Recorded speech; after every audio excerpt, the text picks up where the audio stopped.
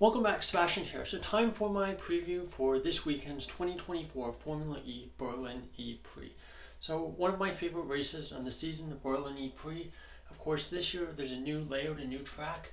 Of course, it will still be at Tempelhof Airport, but they have rebuilt the track from scratch. So the track for this year, 2.383 kilometers for the two races this weekend. 40 laps on Saturday, 38 laps on Sunday. The cars will have 38.5 kilowatt hours of energy available for the two races. And something that's a recent change is that the track's actually been shortened. So the track's been shortened by about 200 meters. This area here around turn 9 was actually quite a bit longer, and we don't really know why it was changed. My personal opinion is that it was changed because they wanted to try to reduce the speed going into turn 12. A bit of a fast left-hander, and with not the greatest barriers in Formula E, especially compared to F1, you don't want to have a big, massive, high-speed crash at that corner. Attack mode will be at the outside of turn 2, which I do feel is going to be one of the better overtaking opportunities around the track. Other possible moves are maybe turn 6. Turn 9 I don't think is going to be an option anymore because they've shortened it, and turn 12 I think will be too fast. So I think realistically that main straight will be your best chance to make a move. It'll be a pretty low grip track.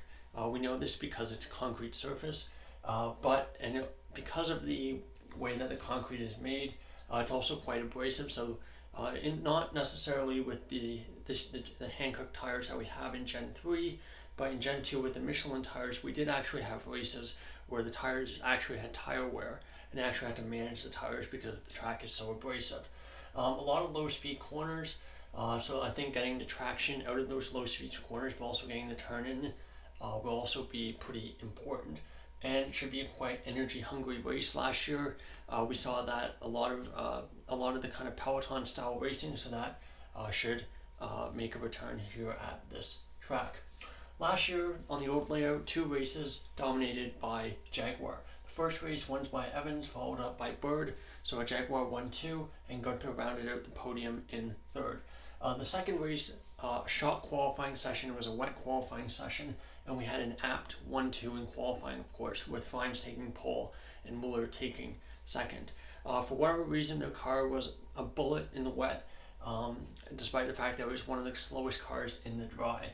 But Nick Cassidy went on to win that race, Dennis second, and Jeb in third.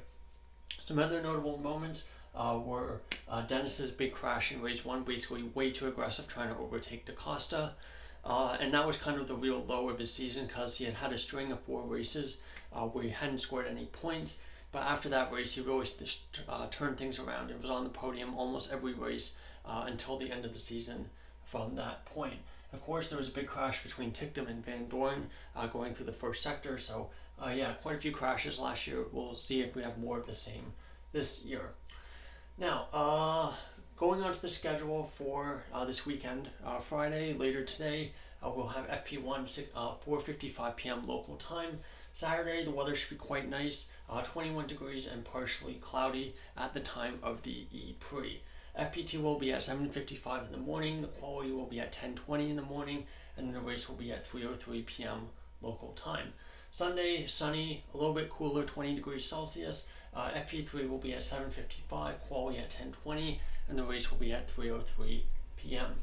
Now, before we get into some predictions and kind of taking a look at the history of this track and this ePrix and seeing who's really on form around here, we have to talk about the replacements for this weekend. So, of course, if you don't know, there's a clash in schedule between Formula E and WEC World Endurance Championship. Many Formula E drivers traditionally do both because the WEC's calendar is quite short. So they usually try to accommodate both. Unfortunately, this year that didn't happen. So you have quite a few drivers who are being forced to choose one category or the other. So the two Envision drivers, Fines and Buemi, will be absent this weekend for both races, and they'll be replaced by Paul Aron, Formula 2 driver, and by Joel Eriksson, a driver who has some experience in Formula E. Down at Apt, Muller won't be starting on the front row again this weekend. He's being replaced by Kelvin Vanderlander. So of course, I think it's good chance for him to get a seat. His last race in Formula E wasn't the infamous Cape Town ePrix last year, where the Mahindras and the Abt were basically forced to pull out of the race. So it'll be good for him to have kind of a proper last race, as I don't really see him getting a full-time seat in the future. Down at Mahindra, Nick DeVries is being replaced by Jordan King, prompting a quite amusing Return of the King poster by the Mahindra social media team. Then at McLaren, Sam Bird, who was originally supposed to be participating in this race, still recovering from the hand injury that he suffered in Monaco. Hopefully he gets well soon and he's back for the next round. He's been replaced by Taylor Barnard again for this weekend.